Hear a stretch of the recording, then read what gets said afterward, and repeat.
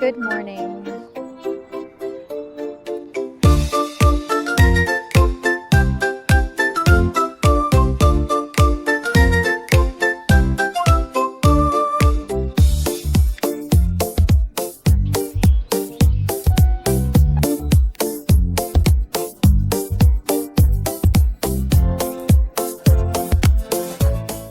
ByteDance recently released Bernini, a unified video generation and editing framework built on top of WAN 2.2.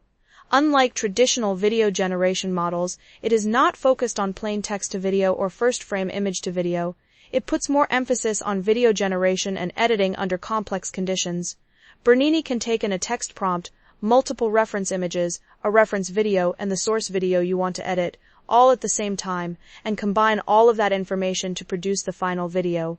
For example, you can use a text prompt to directly edit the content of the source video, including adding or removing objects, changing materials, swapping the background, adjusting the weather, or unifying the overall style.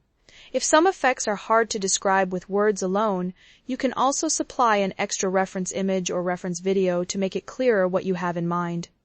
It can even handle tasks like inserting the content of one video into the scene of another, such as playing an ad video on the TV screen inside the original video. Even in basic text-to-video, Bernini supports combining multiple reference images, up to 5 according to the official recommendation, to generate the video. Today we will start with how to download the Bernini model, then cover which quantization formats fit which VRAM budgets, how to use Bernini inside Comfy UI, walk through a few different video editing and generation workflows, and finally wrap up with a summary of its pros and cons. Without further ado, time to begin. The core design of Bernini splits the video generation and editing pipeline into 2 independent modules.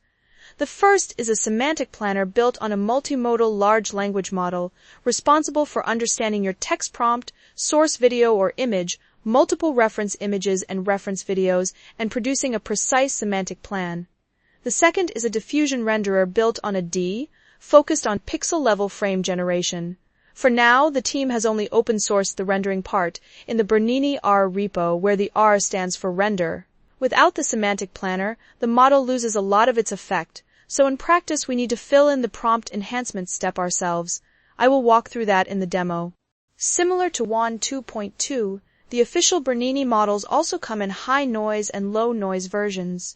The high noise model handles overall layout and motion planning, while the low noise expert handles fine detail and image quality. If you only want to download one, just go with the low noise model. The official repo, however, only ships unmerged FP32 shards that add up to about 84 gigabytes, which is far beyond consumer GPUs. We will need quantized versions. Kijai has prepared FP16 and FP8 versions.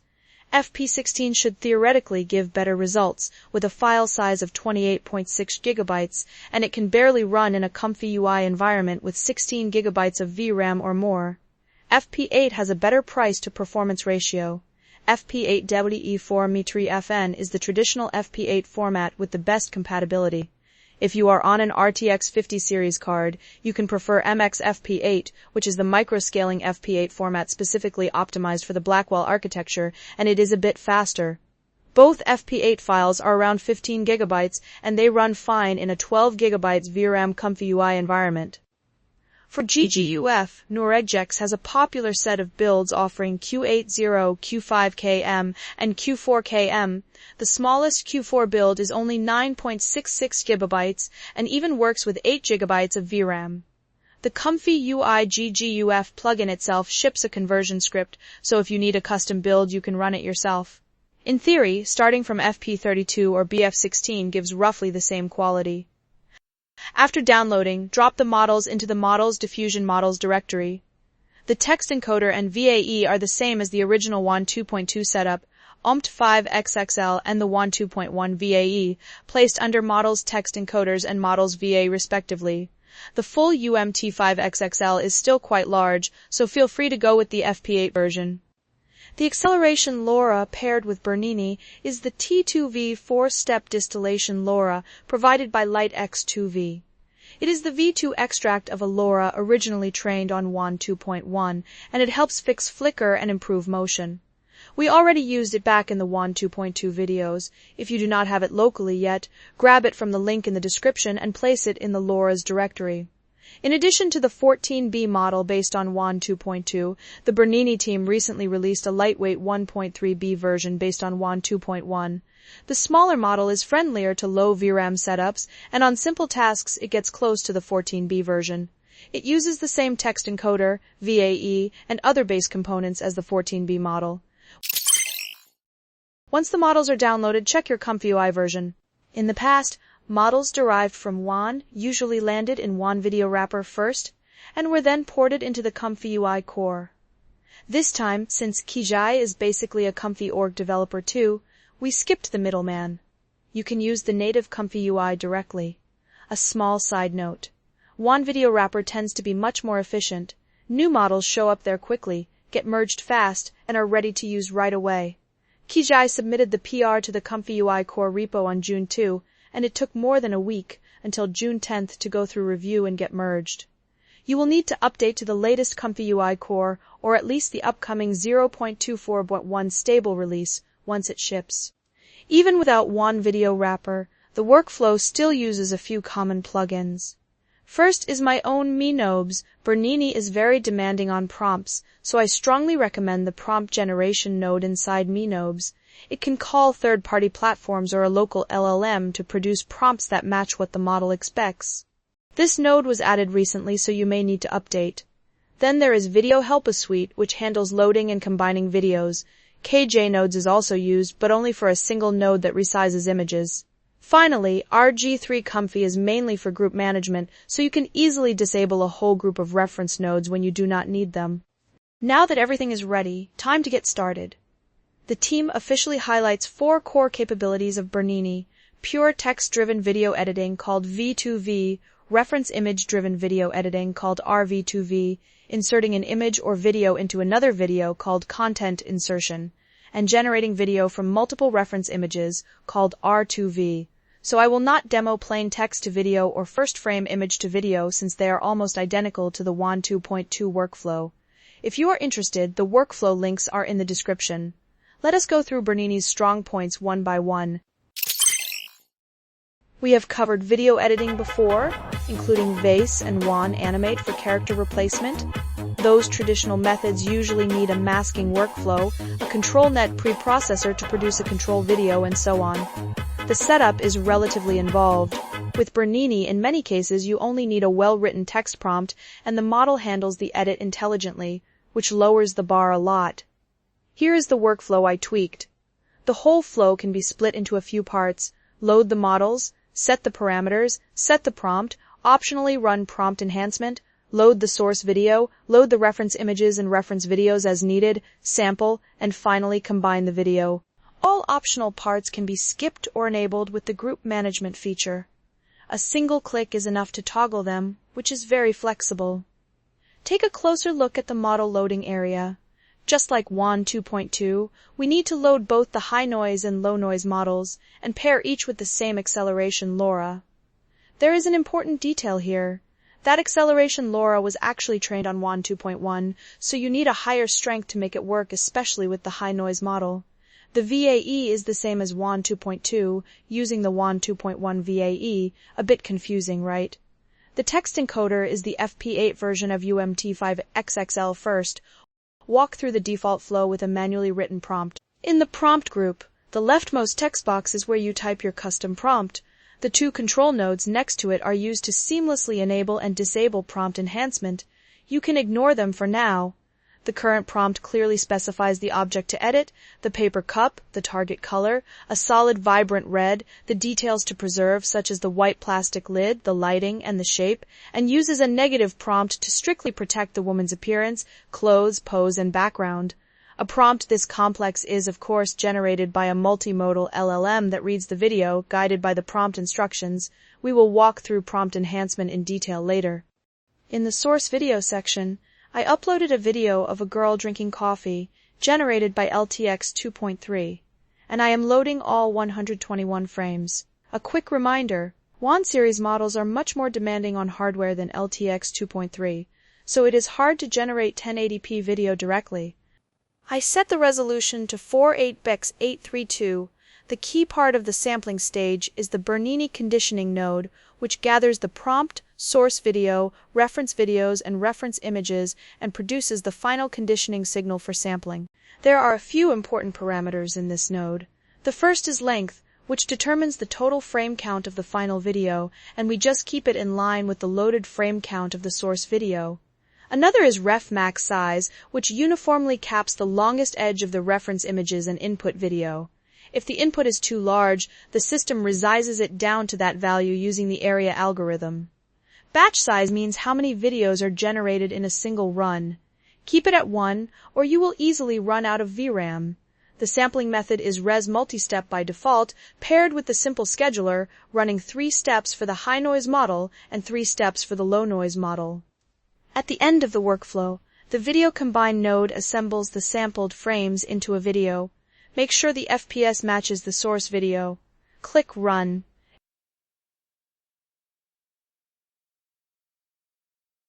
It took about 3 minutes, and here is the result.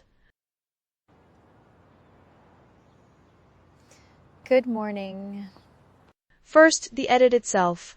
The brown-gray paper cup has been successfully turned into a vibrant red with smooth, natural color transitions.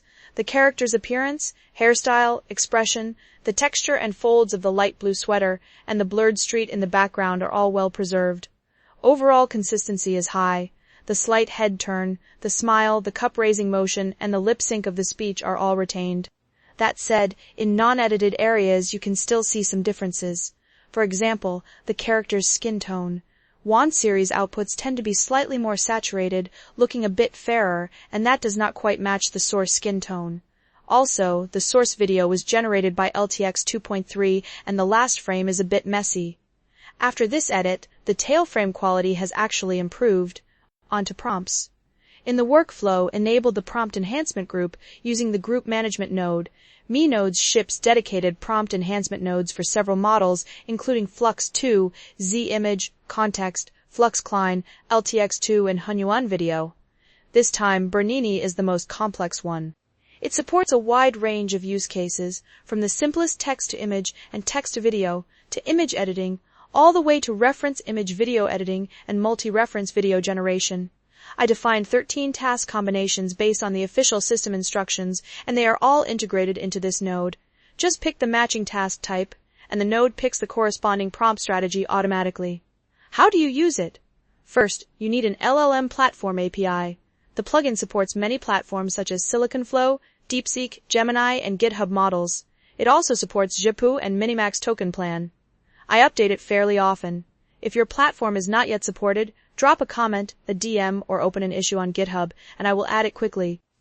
For Bernini, you need a multimodal model, meaning the API has to accept and understand image inputs, and multiple ones at that. Here I am using the M3 model from the Minimax token plan. The node automatically reads the API key for the matching platform from the plugin's config file, so you do not have to paste it in here. Feel free to swap in whatever platform you normally use. What we just demoed was a plain video edit, no reference image, so set the task type to video editing. In the text box, just write a simple sentence. Change the cup in the character's hand to blue. Set the frame count to 3, so the plugin will evenly sample 3 frames from the source video to send to the model, saving tokens and compute. The default timeout is 30 seconds. If you hit a timeout, you can extend it a bit. The node on the right can display and save the generated prompt to a file. The not node below works with the 2 control nodes in the prompt group I mentioned earlier. It makes sure that when the enhancement group is enabled, the workflow uses the generated prompt, and when it is disabled, it falls back to the manual input without errors. If you like building workflows yourself, take a look at the wiring. It is a nice trick for keeping a workflow clean. The generated prompt looks like this. Because the model has read the source video, the prompt includes a lot of detail. For example, it explicitly points out that the cup to be recolored is the paper coffee cup held by the woman in the center of the frame, and locks the woman's appearance, the light blue sweater, the pose, and the street background.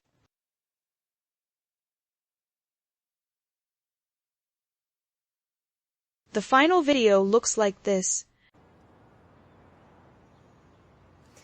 Good morning. The edit works very well, accurately turning the cup blue.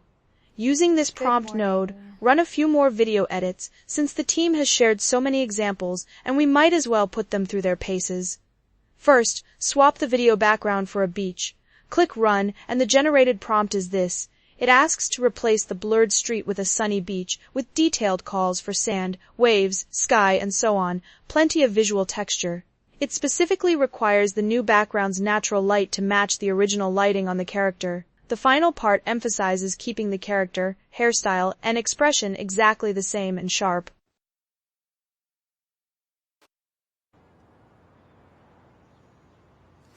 Good morning. The beach swap is very successful. The layering of sand, sea, and sky is on point. The natural light matches well, and the rim light on the hair edges and the sweater outline is handled nicely, making it look like it was shot at the beach originally.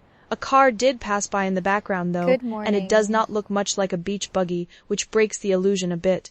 Next up, style transfer, turning the video into an anime style. The generated prompt is more specific. It asks for a modern Japanese anime style, with emphasis on cel shading, clean lines, and high saturation color. It enlarges the female lead's eyes and turns the blurred street into a painted anime cityscape. It strictly locks down the smile, the cup-holding pose, and the light blue sweater.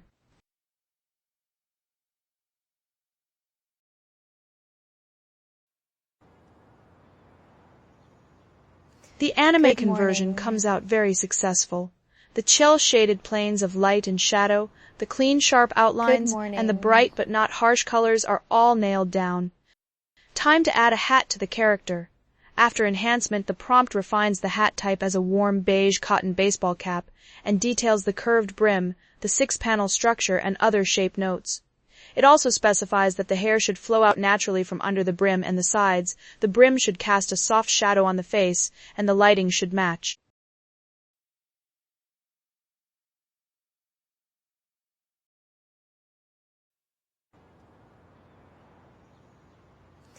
Good morning. I am quite happy with the result. The off-white baseball cap has a real structural feel and convincing cotton texture. Best of all, the edges blend almost seamlessly, with none of the usual floating or sticker look. A few strands of hair poking through the cap are a slight tell. For a more challenging request, try removing the hair to create a bald look. I just wrote this short sentence, and the model filled in the full instruction based on the source video. Remove the dark brown shoulder-length wavy hair, naturally reveal the scalp and the top of the head. Keep the face, sweater, cup-holding gesture, and background completely unchanged.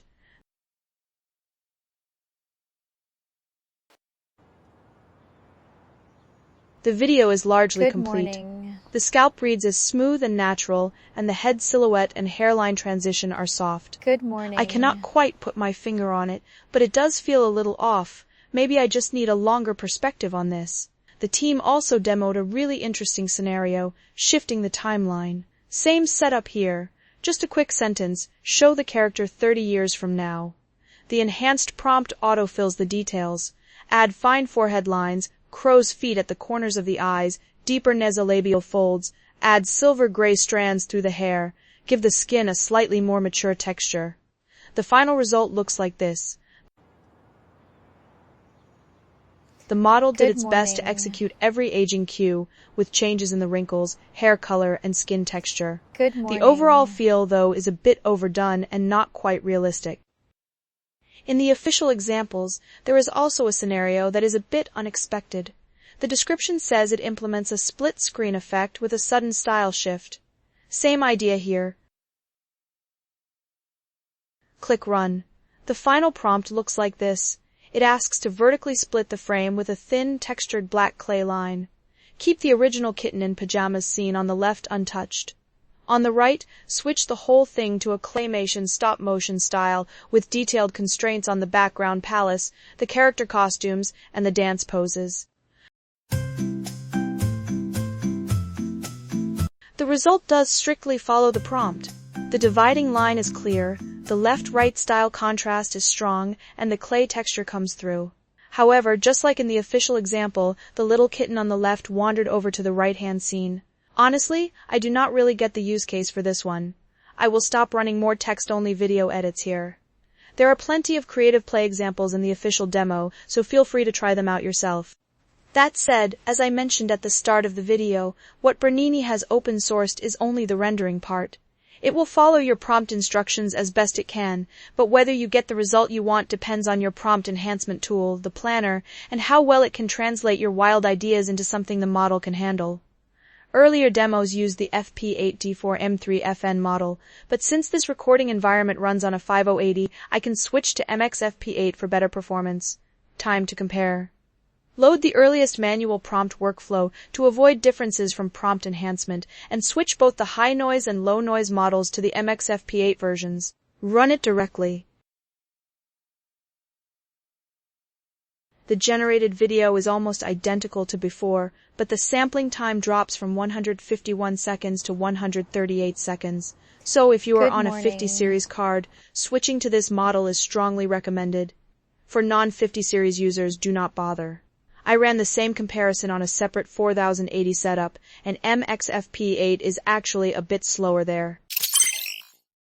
In video editing, it is hard to describe precisely with a prompt alone how to imitate a specific logo, style, or object. Bernini supports reference-guided video editing, which lets you pass that content directly to the model as a reference. Very practical.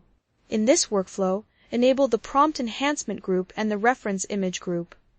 Upload a logo image, choose reference-guided video editing in the prompt enhancement node, then write Add the reference image as a logo to the cup in the video and click Run.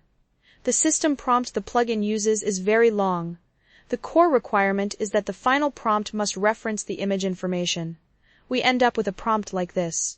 Besides clearly asking to add the logo as a sticker on the coffee cup, it goes into detail on the logo's pattern, how it wraps around the curved surface, and how the lighting matches.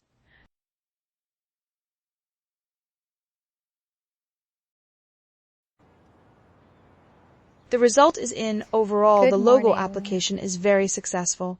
The pattern details are preserved intact, the wrap along the cup's curve looks natural, and the lighting matches well.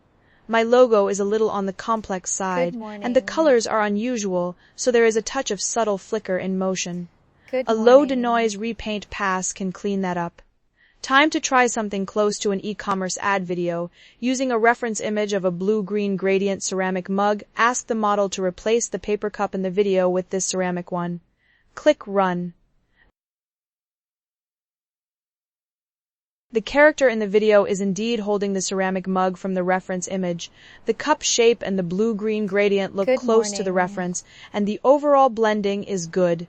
Honestly though, I personally do not like using this approach for e-commerce product shots and videos because with only a single product image as reference, the model has a hard time judging the real size and perspective of the object. It works much better with a reference image that includes a person, or with compositing tricks that pass more information to the model. Earlier, we successfully used a prompt to convert the video into an anime style, but if you cannot describe a style in words, you can also solve it by uploading a reference image and just writing "turn the video into the style of the reference image."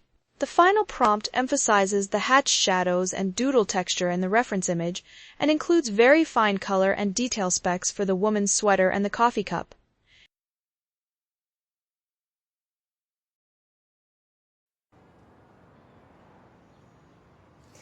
Good morning.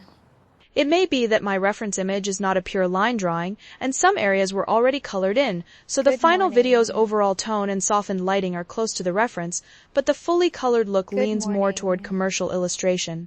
We can tweak the prompt to emphasize extracting the style from the reference image, rather than copying its visual elements wholesale. After the tweak, running it again, the result is much better.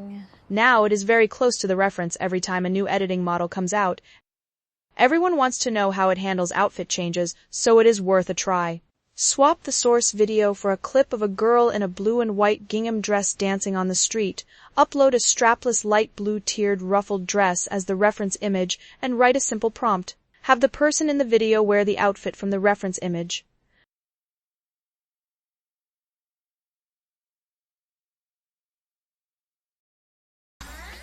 The result is hard to be satisfied with. The replacement action itself works, but the outfit details are off. Even though the prompt explicitly asked for an asymmetric, shorter in front, longer in back hem, the longer part of the skirt still ended up in front of the character. Switching to a simpler, cleaner reference, a white strapless fitted top plus a deep red satin A-line skirt, and run it again.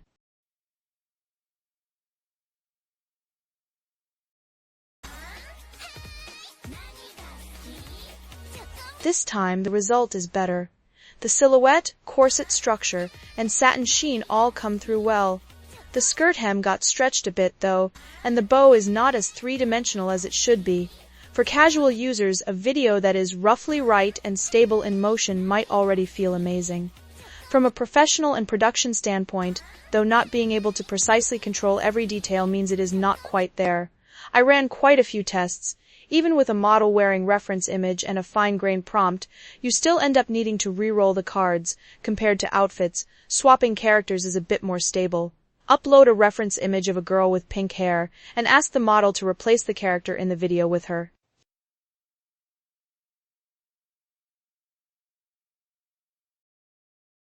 Here is the result. The facial features, the soft volume of the pastel pink long hair, and the slight wave all match the reference almost exactly, while everything outside the character, motion, and background is preserved unchanged. If we hand the same footage to OneAnimate for character replacement, the result is like this. Which one do you think looks better?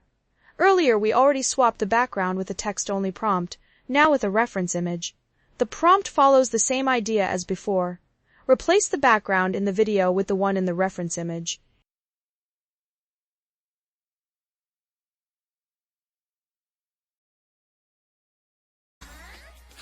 Here is the result. I think it looks great, because the most important thing in a background swap is the blend between the new and old parts, and there is no visible matting halo or floating feeling at all.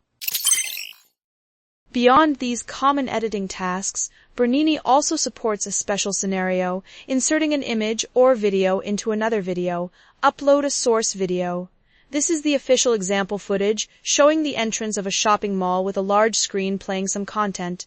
Our goal is to replace what is shown on the large screen. Both the source video and the large screen inside it are landscape, so we need to adjust the output aspect, and upload a landscape reference video as well, to avoid cropping or stretching.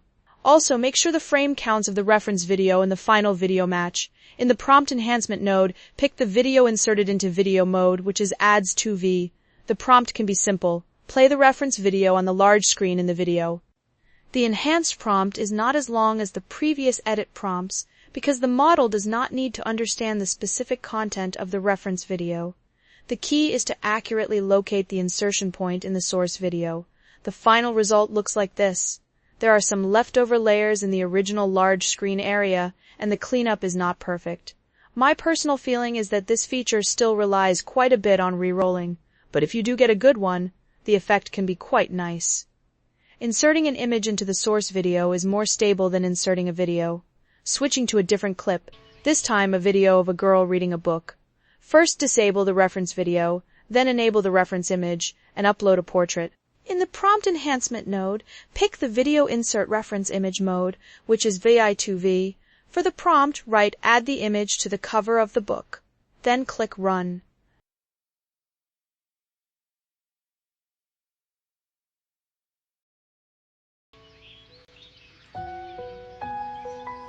The result is pretty good.